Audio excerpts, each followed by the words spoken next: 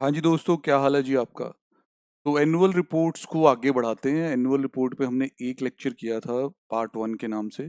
ये पार्ट 2 है, एचयूएल की रिपोर्ट है। मैं एक बार इसको आपके सामने रखता हूँ।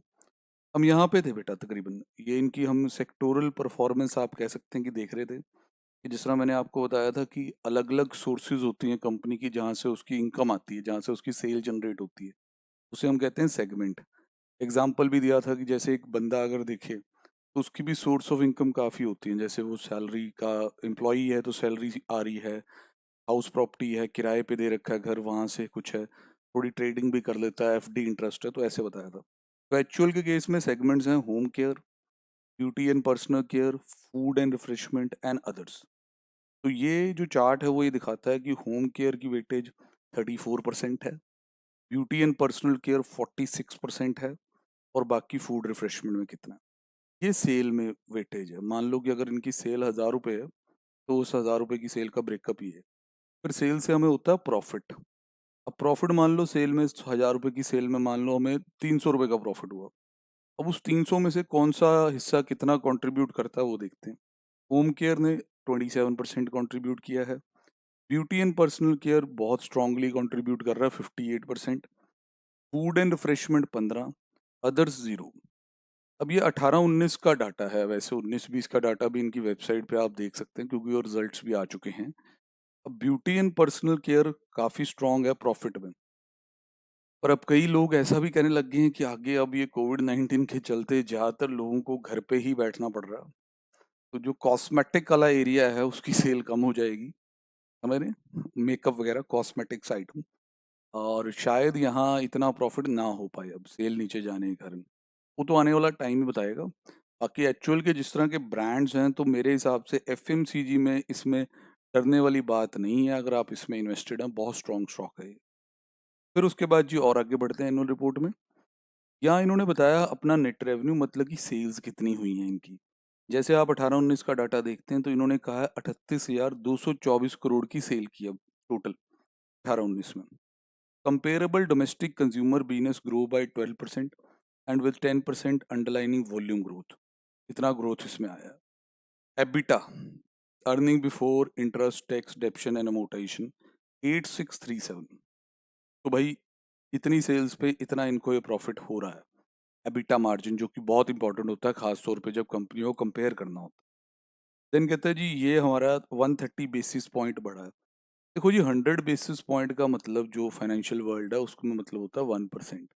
तो अगर कोई 130 बेसिस पॉइंट कह रहा है तो उसका मतलब इतना रहेगा। Earning per share, earning per share बताई गई है 27.89। अर्निंग पर शेयर क्या होता है? अर्निंग पर शेयर का मतलब होता है कि एक कंपनी उसने जितनी नेट कमाई की, नेट प्रॉफिट जिसे हम कह देते हैं, उसके नंबर ऑफ शेयर से उसे डिवाइड कर दे। मतलब एक शेयर पे कितनी कमाई हुई। जैसे कहने का मतलब कुछ ऐसा कि अगर 1000 रुपए का प्रॉफिट कमाया गया और 200 शेयर हैं कंपनी के, तो पर शेयर प्रॉफिट कितना हुआ? 5 रुपए। इसे हम कहते हैं अर्निंग पर शेयर। तो ये अर्निंग पर शेयर है।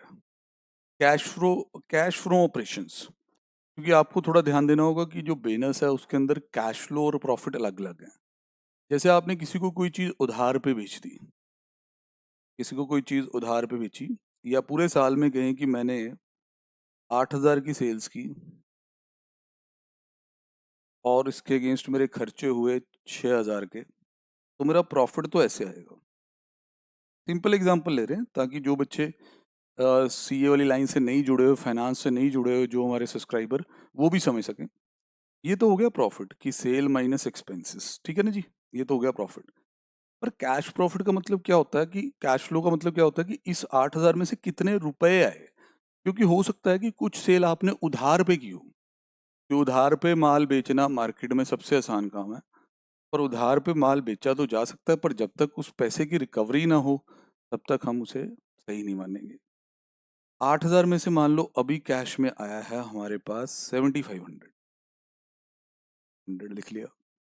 ऐसे ही 6000 में जो खर्चे हैं उसमें कई बार कुछ खर्चे हमने अभी नहीं भी पे किए होंगे, जैसे हमें भी उधार मिल गया। और कई खर्चे ऐसे भी होते हैं जो कैश में पे ही नहीं होते, जैसे डेप्रिसिएशन वगैरह की चीज़ें, चीज़ें जो आगे हम डिस्कस करेंगे। मान लीजिए 6000 में से जो कैश में खर्चे पे हुए हैं वो हैं कुछ 5000, तो आपका जो कैश फ्लो है वो 2500 का आएगा। ये वो दिखा रहे हैं कि हमारे जो बिजनेस एक्टिविटीज है उससे cash flow operation 8000 crore plus है। तो ये पिछले साल के मुकाबले 312 करोड़ ज्यादा है। अब जो ज़्यादा बड़े इन्वेस्टमेंट में बंदे हुए हैं, जो फंडामेंटल एनालिसिस को ज़्यादा प्रेफर करते हैं, वो भाई कैश फ्लो ऑपरेशंस बहुत जोर देते हैं कि आप कंपनी में प्रॉफिट ना देखो, कैश फ्लो ऑपरेशन देखो कि whether the company is able to convert those profit into cash, मतलब वो वाकई में कंपनी का फायदा, मुनाफा जो हुआ था वो रियलाइज हो पाया कि नहीं। तो ये फिगर बड़ी इंपॉर्टेंट है उस एंगल से। अब थोड़ा नॉन फाइनेंशियल डाटा भी यहाँ लिखा हुआ है, वो भी हम पढ़ लेते हैं कि क्या कहना चाहते हैं। जिस तरह वो कह रहा है जी, रिडक्शन इन, थोड़ा इन्वायरमेंट के रिगार्डिंग पॉइंट लग रहा है, reduction in CO2 emission in our manufacturing process compare to 2008 baseline, तो इतने परसेंट, 2017 में इतने percent. Reduction in water consumption, non financial में आ गए हम, तो 55%। लेकिन कंपनी ये दिखा रही है कि वो काफ़ी इको फ्रेंडली है, मतलब कंपनी नेचर की तरफ भी ध्यान दे रही है, इन्वायरमेंट की तरफ भी ध्यान दे रही है। तो आप देख सकते हैं अच्छे से कि भाई केड़ी केड़ी चीज़ें इन्होंने यहाँ नॉन फाइनेंशियल में भी रखी हुई हैं। तो देन इसके बाद जी हमें एक standalone financial statement of profit loss मिल जाती है, जिसको अगर कोई बंदा बिगिनर भी है और पहली बार सुन रहा है ऐसी चीज़ें, तो उससे भी समझ आ जाएगी। और बहुत अच्छी तरीके से कंपनी ने ये 3 साल का डाटा हमारे सामने रखा। स्टैंड अलोन आपको याद है भी, पिछले लेक्चर को जरूर सुने, नहीं तो हमने बताया था कि स्टैंड अलोन का मतलब होता है कंपनी का अपना सिर्फ, और जब कंसोलिडेटेड होता है तो उसमें कंपनी की सब्सिडरीज, जॉइंट वेंचर, एसोसिएट्स, इनका भी डाटा जोड़ दिया जाता है जिस हद तक जोड़ना होता है as per the relevant accounting standards. तो ये खाली एक्चुअल का डाटा है जो अभी आप देख रहे हैं। तो 16-17 में इनकी सेल है 33,895 करोड़, 17-18 में ये सेल है 34,619 करोड़, 18-19 में 37,660 करोड़। मैं ये नहीं कहना चाहूंगा कि बहुत ही ज्यादा डबल ट्रिपल हो रही है सेल, बढ़ रही है ये कह सकते हैं, पर बढ़त कोई इतनी इम्प्रेसिव नहीं है कि भाई आप ये कह लें कि 25-30% एक साल में सेल बढ़ जाती है। नहीं नहीं, ऐसा नहीं है, क्योंकि पहले ही ब्रांड जड़ा है वो बहुत ज़्यादा, कह लो कि भाई उसकी रीच बहुत ज़्यादा ऑलरेडी मास्टर्स में अपील रखता है, बहुत घर घर तक पहुंच चुका है। तो ऐसे वाले ब्रांड में ना आपको सेल डबल ट्रिपल होती नहीं दिखेगी साल दो साल के कंपैरिजन में। वो कोई छोटे स्टार्टअप में जरूर दिख सकती है, जो नया स्टार्ट हुआ होता है, आने वाले कुछ सालों में लोगों को एकदम से अट्रैक्ट करे, तो फिर उसमें वो डबल ट्रिपल वाला इफेक्ट आता है। सेल आप कह सकते हैं कि स्टडी रेट पे बढ़ रही है। फिर उसके बाद कुछ अदर इनकम्स हैं, इंक्लूडिंग अदर ऑपरेटिंग इनकम्स, इस तरह डिस्काउंट रिसीव्ड, फिर रेंटल्स, इंटरेस्ट, इस तरह की इनकम्स वगैरह इसमें रही होंगी। देन उसके बाद इंटरेस्ट का ये खर्चा है, क्योंकि यहाँ ध्यान देंगे ब्रैकेट्स हैं, ये इंडिकेट करता है नेगेटिव फिगर को। ये इनका आता है प्रॉफिट टैक्स लगने से पहले, वो भी आप देख रहे हैं तो बढ़ रहा है। पिछले साल के मुकाबले इस साल आपका जो प्रॉफिट है 15% के आसपास बढ़ा होगा। मैं एक बार चेक ही कर देता हूँ, 8749 माइनस 7347 डिवाइड दिस बाय 7347, हाँ जी 15% से तो ज़्यादा ही है ये। तो बेसिकली इस हिसाब से ये डाटा दिया हुआ है। देन उन्होंने फिर से आपको अपनी अर्निंग पर शेयर बताई है, इतनी इतनी हमारी EPS है। ये अगर आप देखें, अभी थोड़ी देर पहले पीछे भी आप देख के हटे थे, जो हाईलाइट्स थी यहाँ पे, ये देखें 27.89, ये देखें, right? ये देखें 27.89 यहाँ भी दिख रहा है आपको, और जब हम ये नीचे स्क्रॉल करते हैं तो यहाँ भी हमें 27.89 दिखेगा। अब वो वन अर्निंग पर शेयर और रुपी वन ईच क्या लिखा हो वो भी समझा देता हूँ।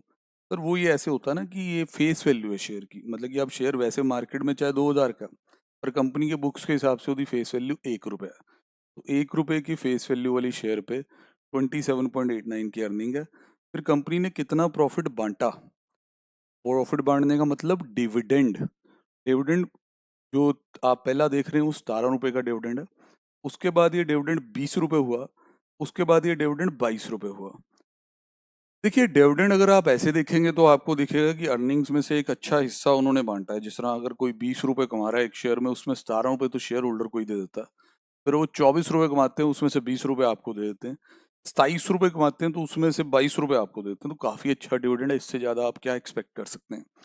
बट अगर आप डिविडेंड मार्केट प्राइस के साथ कंपेयर करेंगे तो रिटर्न काफ़ी ज़्यादा डिप्रेसिंग लगेगी, क्योंकि ये शेयर अगर देखें पिछले कुछ सालों से काफ़ी अच्छे लेवल पे, लेट अस सपोज अगर ये 1500 का भी है उस वक्त, तो 1500 के शेयर पे अगर 22 रुपए का डिविडेंड आता है तो रिटर्न कुछ भी नहीं है।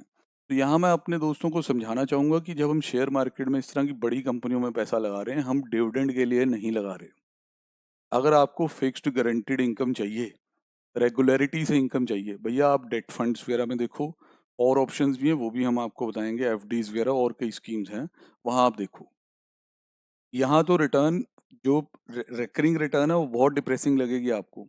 मतलब अगर आपको 22 रुपये डिविडेंड मिलता है, सपोज शेयर 1000 रुपये का ही था, तो भी बेटा कुछ भी रिटर्न नहीं है, 2.2% है। हम इसलिए पैसा नहीं लगा रहे, हम 1000 रुपये पे शेयर इसलिए नहीं खरीद रहे कि मुझे 22 रुपये कमाने हैं।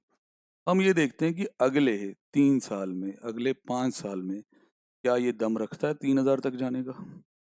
क्या ये 3 साल में मुझे 2000 के लेवल दे सकता है? हम यदि पास्ट परफॉर्मेंस देखते हैं, CAGR देखते हैं, तो प्लीज़ ये डिविडेंड इनकम वाला अगर आपका ऑब्जेक्टिव है तो मेरे हिसाब से इस तरह की जो लार्ज कैप इक्विटी है वो आपके लिए सही नहीं है। तो डिविडेंड यील्ड जो है वो बहुत कम रहेगी, डिविडेंड के तौर पे आने वाली रिटर्न जो है वो बहुत बहुत डिप्रेसिंग रहने वाली है। प्लीज़ थोड़ा जा इस चीज़ का ध्यान रखेंगे कि डिविडेंड की ज़्यादा बात ना ही करें तो ज़्यादा अच्छा। देन उसके बाद इन्होंने अपनी बैलेंस शीट भी दे रखी है आपको, कि स्टैंड अलोन बैलेंस शीट भी अगर आप देखें, पहले आ रहा है प्रॉपर्टी प्लांट एंड इक्विपमेंट। मतलब इसमें आप इमेजिन कर ही सकते हैं कि बिल्डिंग्स, मशीनरीज और जो एसेट्स होते हैं कंपनी के, वो सारे यहाँ रखे हैं पहले वाले ब्लॉक में। तो एसेट्स में भी अगर आप देखें एक स्टेडी पेस पे ग्रोथ है, क्योंकि मैंने आपको बताया कि ये बैलेंस शीट किसी स्टार्टअप की नहीं है, ऑलरेडी एक बहुत पुरानी कंपनी की है। तो इसमें एकदम से ज़्यादा उछाल किसी चीज़ में नहीं दिख रहा है। देन इन्वेस्टमेंट्स हैं, अगर आप देखते हैं इन्वेस्टमेंट्स को थोड़ा सा लिक्विडेट करती दिखती है company. Then cash and bank balances हैं, ये इनके मुंह माया है जो इनके पास होती है। देन उसके बाद इन्होंने net asset, current, non current, ये आपको यहाँ बताए हुए, बाकी के नेट करके दे दिए, जिसमें आपके करंट भी हैं और नॉन करंट भी हैं। देन उसके बाद हमें शेयर कैपिटल और अदर इक्विटी दी हुई है। शेयर कैपिटल ये वही है जो शेयर की फेस वैल्यू है। अदर इक्विटी का मतलब नॉर्मली होता है रिजर्व्स। ये बहुत समराइज बैलेंस शीट है, पूरी फुल फ्लेज नहीं है। ऊपर आप देख ही सकते हैं कि यहाँ जब हम थे तो ये एक फाइनेंशियल परफॉर्मेंस का ओवरव्यू था। जब आप इसी रिपोर्ट में आके चलेंगे तो प्रॉपर बैलेंस शीट आपको दिखेगी, उसके अंदर लाइबिलिटीज से भी आप वाकिफ होंगे कि कितनी लाइबिलिटीज हैं। उसके लिए तो नेचुरल हम बात करेंगे आने वाले टाइम में। देन इसके बाद जी इन्होंने एबिटा को एज ए परसेंटेज बताया हुआ कि हमारा एबिटा मार्जिन कितना है, जो तकरीबन 23% है, जो कि अच्छा माना जाएगा। फिर उसके बाद जी हम बात करेंगे उन चीज़ों की जो आप समझ सकें। इन्होंने अपने फिक्स से टर्नओवर क्या होता है अभी के लिए रहने देते हैं।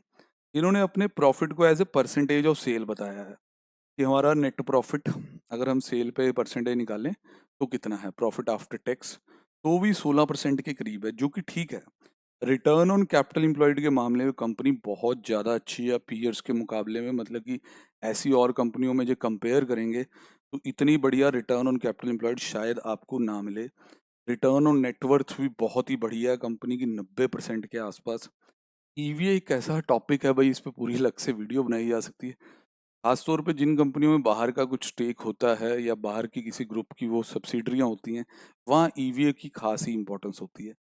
ईवीए भी इनका ग्रो हो रहा है, पर ये मैं अभी आपको बता नहीं रहा कि ये क्या होता है, ये हम आगे बात करेंगे। फिर इन्होंने अपना प्राइस भी बता रखा है कि एक्चुअल का जो प्राइस है वो बीएससी पे कितना कितना है। जैसे कि 910 रुपये था, फिर 1336 रुपये हुआ, 1718 रुपये हो गया। ये ईयर एंड क्लोजिंग प्राइस बता रखे हैं। ये देखिए ना भाई, अगर एक साल में 1336 से, अगर एक साल में आपका शेयर 1336 से यहाँ तक जाने का दम रखता है, इसकी परसेंटेज भी मैं जरूर बताऊंगा, क्योंकि हमने कहा ना कि आप डिविडेंड के लिए ना जाएं, सुखी रहेंगे, डिविडेंड की तरफ ना देखें। परसेंटेज मैं आपको दे रहा हूँ जी बेटा जी, 27.84% रिटर्न है ये। इतनी रिटर्न अगर एफडी पे रेट ऑफ इंटरेस्ट अच्छा मिल रहा हो तो शायद 3 साल में आएगी, और जो डिप्रेसिंग रेट मिल रहा हो तो 4 साल भी लग सकते हैं। इसलिए पैसा लगाया जाता है। इवन 16-17 से 17-18 तक भी अगर आप देखें तो काफी अच्छी रिटर्न वहां अवेलेबल है। देख पा रहे हैं भाई? इसलिए भाई डिविडेंड नहीं, इस चीज पे ध्यान दो कि शेयर के प्राइस में दम है कि नहीं। तो भाई ये हमने एनुअल परफॉर्मेंस थोड़ी सी हाइलाइट्स देखे। फिर उसके बाद जी अगर हम देखें तो अब 10वें पेज पे 228 पेज है, 1 to 1 पेज तो नहीं पढ़ा जाएगा। अब इसमें बता रहे हैं कि किस तरह हमने सस्टेनेबल लिविंग प्लान बनाया और क्या क्या उसमें किया। सारी चीज़ें भाई अगर आपका इंटरेस्ट हो तो आप पढ़ सकते हैं। ओवरऑल वैल्यू क्रिएशन मॉडल इसमें बता रहे हैं कि भाई what we depend upon, how we create value, what value we create. हर कंपनी इस तरीके से अपना बताती है। देन उसके बाद फिर इन्होंने अपना स्ट्रैटेजी शेयर कर रखा है शेयर होल्डर्स के साथ कि भाई कैसे हम काम कर रहे हैं। Then reports of board of director, winning with the brands and innovations. तो जहाँ इन्होंने जो बताया अपने बारे में हम जरूर पढ़ें। Our consumer are at the heart of our value creation model and strategy. We meet the need of consumer through 3 division spanning 40 brands, most of which are household names. जैसे कहता है 2000 प्लस ब्रांड जड़े हैं, Surf Excel, Wheel, Lifebuoy, Brooke Bond. हमारे घर में भी यही है। हमारे घर में भी ये भी है। तो ये नहीं है, ये नहीं है भाई। ठीक है जी। तो भाई लाइफ बॉय भी कभी कभी आ जाता है। तो ये 2000 करोड़ प्लस के ब्रांड हैं, 1000 प्लस करोड़ के ब्रांड, रिन, लैक्मे, लक्स, क्लीनिक प्लस। भाई घर घर की बातें फिर से। अब 500 करोड़ प्लस की जो वैल्यू रखते हैं, Kwality Wall's, natural ice cream, Closeup, Sunsilk, Kissan. यार कुछ छोड़ा है तुमने, सब कुछ तो तुम ले गए। तो भाई इसीलिए मैं कहता हूँ अगर आपका एफएमसीजी में इंटरेस्ट है, क्योंकि आजकल एफएमसीजी स्टॉक्स में वाकई सबका इंटरेस्ट बना हुआ है, तो एक्चुअल एक बहुत ही शानदार शेयर है, पर यदि वैल्यूएशंस काफ़ी प्रीमियम है। मतलब जब हम कभी बात करेंगे पी मल्टीपल की, तो ये सस्ता नहीं मिल रहा मार्केट में। या आप और ढूंढें, जिस तरह मैरिको है, वो भी अच्छा ब्रांड है, उसकी वैल्यूएशन इसके मुकाबले काफ़ी चीप है, तो उसको भी स्टडी करें। तो एफएमसीजी और फार्मा, ये एक ऐसी चीज़ें हैं जो ज़्यादातर चलती हैं। फिर उसके बाद देखो यार, इन्होंने थोड़ा food and refreshment, home care के बारे में अपना अपना व्यू जो है यहाँ रखा है। ये चीज़ें नो डाउट आप जब पढ़ोगे, बिजनेस मॉडल के समझ रखना चाहते हो तो नेचुरल पढ़ोगे। बट हम इसमें इस वर्ड टू वर्ड नहीं जा सकते हैं। और आगे बढ़ते हैं। मैं चाहता हूँ कि मैं थोड़ा आपको ऑडिट रिपोर्ट तक ले चलूँ, एक आइडिया दे दूँ कि ऑडिटर क्या कह रहा है कंपनी के बारे में। अब यहाँ हमारे पास फाइनेंशियल रिव्यू, स्टैंड अलोन, फिर से सेल्स वगैरह, बीटा, ये सारी बातें। अब उसने हमें जो डिवीजन वाइज टर्नओवर भी बताना शुरू कर दिया। यहाँ भी थोड़ा सा मैं आपको समझा दूँ। ये देखिए जी, जो सेल है हमारा इस साल का इतना है। तो इन्होंने क्या किया, नीचे इस सेल को अब डिवीजन वाइज, अगर आप देख रहे होंगे यहाँ, वही फिगर दोबारा है, उसको डिवीजन वाइज आपके सामने कर दिया कि सेल कितनी कितनी किस डिवीजन की है। देख रहे हैं कि नहीं? तो भाई ये सारी चीज़ें, और वो जो अदर्स वाला भी था ऊपर वहाँ दिया हुआ था, वो भी ब्रेक किया है। तो इसके अकॉर्डिंग ये डाटा दिया गया है। देन आफ्टर दैट इन्होंने हमें प्रॉफिट एंड लॉस अकाउंट दिया है, उसमें थोड़ा समझाया है कि ऑपरेटिंग कॉस्ट हमारी बिजनेस की कितनी है, ये आप देख सकते हैं। देन प्रॉफिट्स, एबिटा, ये सारी चीज़ें। फाइनेंशियल रेशोज, जिसमें कुछ जो आसान है, जैसे नेटवर्थ, शेयर होल्डर फंड्स पे इतनी अच्छी रिटर्न, कैपिटल एम्प्लॉयड पे इतनी अच्छी रिटर्न, बेसिक ईपीएस जिसकी बात हुई। देख रहे हैं कि नहीं? और कितना अच्छा होता है ना कि कंपनी अपने आप ही कंपैरिजन के लिए आपको साथ साथ भी दे ही देती है डाटा, कि भाई अगर आपने कंपेयर करना है पिछले साल के साथ, तो भाई आप निश्चिंत होके कर सकते हैं। फिर इन सब के बारे में नीचे पूरा समझाया भी गया है कि भाई रिटर्न ऑन नेटवर्थ क्या होता है। कहता है जी देखो, अगर अब हमारे ऐसे कुछ दोस्त हैं जिनका ये बैकग्राउंड नहीं है फाइनेंस वाला, वो भी इससे पढ़ के समझ सकते हैं। Return on net worth is the measure of profitability of company expressed in percentage. It is calculated by dividing the total income for the year by the capital employed. ठीक है जी, एवरेज कैपिटल एम्प्लॉयड। देन उसके बाद जी return on capital employed भी बताया गया, फिर उसका capital efficiency, ये वो सारा, बेसिक ईपीएस। काफी अच्छा कंपनी अपने एंड पे भी शेयर होल्डर्स को इन्फॉर्मेशन देती है। और आगे बढ़ते हैं। बाकी बेटा आगे हम पता क्या करेंगे कि हम एक वीडियो बनाएंगे, जैसे पी एंड एल को कैसे स्टडी करना है, then balance sheet, then ratios, ताकि सारे जो दोस्त हैं उनको मतलब टर्मिनोलॉजी क्लियर हो जाए। ये तो एनुअल रिपोर्ट का आप ओवरव्यू समझें बस। Then next to the board of director report आ जाता है। और आगे चलते हैं। बस ऑडिट रिपोर्ट के दर्शन करने हैं जी, और तो कुछ खास नहीं है। हाँ, एक ये शेयर होल्डिंग पैटर्न भी जरूर देखना चाहिए किसी भी कंपनी में पैसा लगाने से पहले। ये आ गया जी इनका शेयर होल्डिंग पैटर्न। मतलब इस कंपनी के शेयर होल्डर्स कौन है, मतलब ज़्यादातर शेयर किनके पास हैं, कहाँ कहाँ पे हैं। जिस तरह आप देख सकते हैं यहाँ पे, इन्होंने यहाँ लिखा है, एक मिनट, इन्होंने यहाँ लिखा है कि हमारा जो प्रमोटर है, उसमें इन्होंने लिखा है फॉरेनर, फॉरेन ये मैं यहाँ देखेंगे, ये देखें बेटा, इंडियन में तो कोई भी एंट्री नहीं है, क्योंकि ये भी इंग्लैंड बेस्ड ही है। HUL PLC, यूनिलीवर PLC, जिसके थ्रू ये बनी हुई है कंपनी, बॉडी कॉर्पोरेट फॉरेन। अब उसके कितने शेयर हैं वो उन्होंने बताए, उसमें परसेंटेज कितनी बनती है उन शेयर्स की वो भी बताया। फिर ये प्रमोटर के बारे में बताया गया, ये पब्लिक। अब पब्लिक में जी म्यूचुअल फंड वाले कितने शेयर ओन कर रहे हैं ये भी बता दिया। Alternative investment fund, bank, state government, insurance, foreign institutional investor. ये इंस्टीट्यूशनल इन्वेस्टर हो गए सारे, ठीक है भाई, इसमें हम लोग तो आएंगे नहीं। इंस्टीट्यूशनल होल्डिंग भी अगर आप देखें तो 19.41 तक की है, बहुत अच्छा प्रमोटर होल्डिंग भी है इसमें, ऐसी बात नहीं है।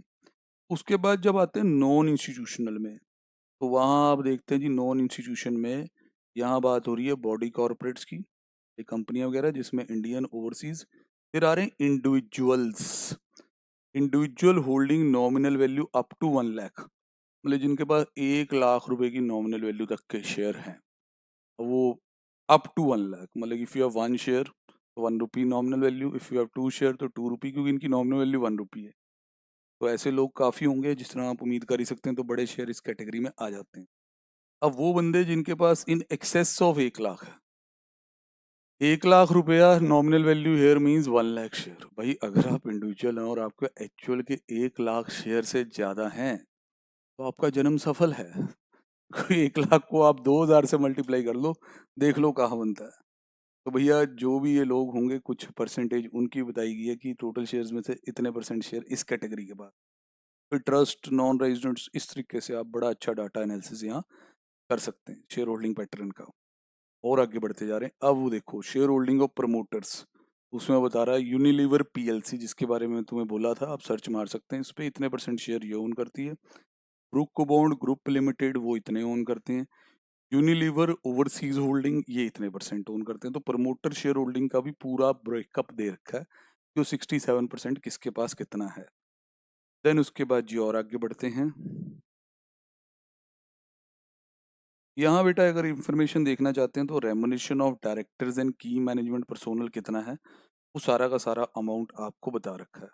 इस तरह बताया गया कि Sanjeev Mehta chairman and managing director, salary as per the income tax इतना, ये 880 लैक्स है, अमाउंट रुपी इन लाख है। वैल्यू ऑफ पर्क्स बता रखा, मतलब जो फैसिलिटीज दी गई, स्टॉक ऑप्शन दिए गए, और फिर सारा अगर टोटल लगा लिया जाए तो भाई साहब 1888 लाख है।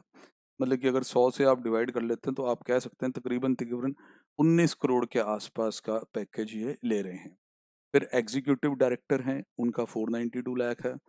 फिर जी एग्जीक्यूटिव डायरेक्टर सप्लाई चेन, इस तरीके से भाई जो की मैनेजमेंट पर्सोनल है उनके बारे में बताया गया। रेमुनेशन टू डायरेक्टर्स भी बताया गया, और अटेंडिंग दी मीटिंग्स वगैरह। CA साहब कई बार बहुत इस तरह होता है कि चांस यहाँ तक पहुँचने का।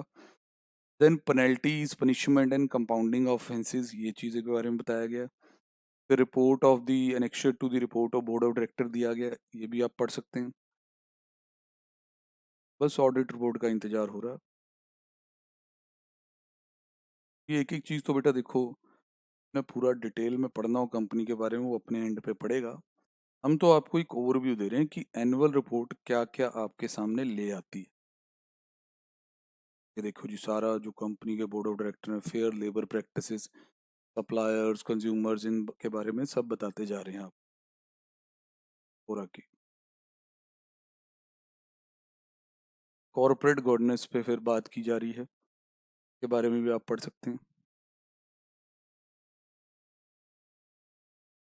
इसी बहाने ये भी हो रहा है ना कि मैं थोड़ा थोड़ा बीच में आपको बताता भी जा रहा हूँ कि क्या क्या चीज़ें यहाँ हैं। ESR नॉर्म्स, ये सारी चीज़ें आ रही हैं।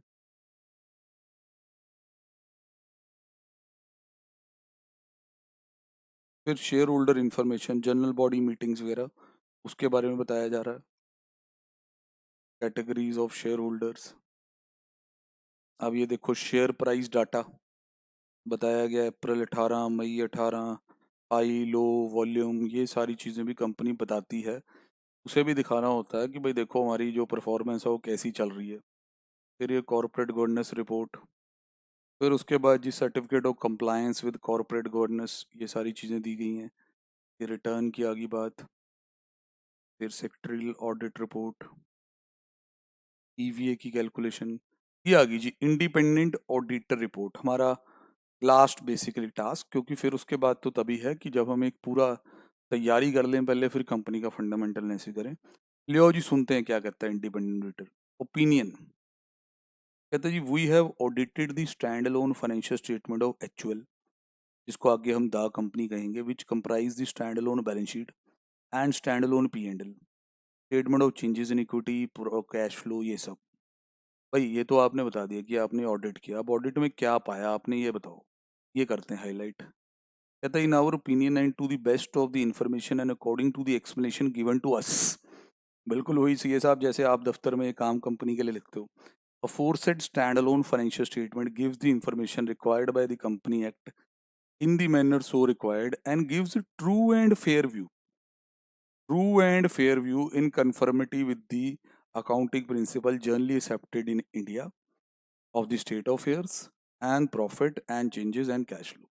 बोले वो कह रहे हैं कि ट्रू एंड फेयर व्यू है, कंपनी ने आपसे कुछ छुपाया नहीं, सब ठीक दिखाया आपको, चाहे फिर वो बैलेंस शीट की बात हो, चाहे पी एंड एल की बात हो, चाहे कैश फ्लो की बात हो।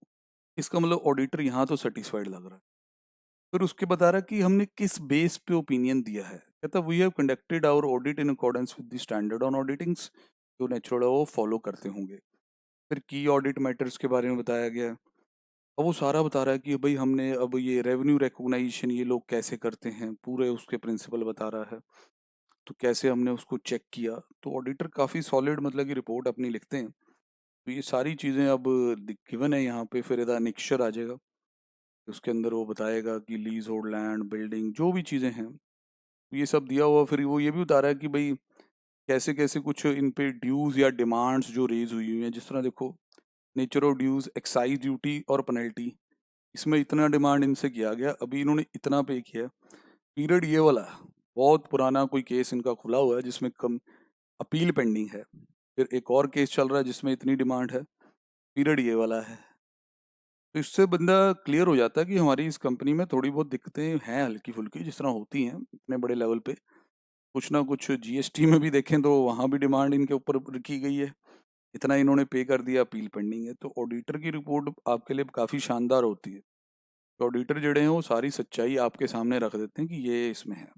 अब बैलेंस शीट प्रॉपर दी हुई है, ठीक है जी। तो इसमें भाई हम इतना ही रखेंगे, बाकी जब आप अपने फंडामेंटली कंपनियों को पढ़ना शुरू करें तो पूरी रिपोर्ट पढ़ें। हमने अपने आपको एक ओवरव्यू दे दिया कि इस तरह जो एनुअल रिपोर्ट है it is one of the best source, जहाँ से आप कंपनी के बारे में बहुत कुछ पता लगा सकते हैं। ठीक है जी, मिलते हैं फिर नेक्स्ट एपिसोड में। Okay, bye bye.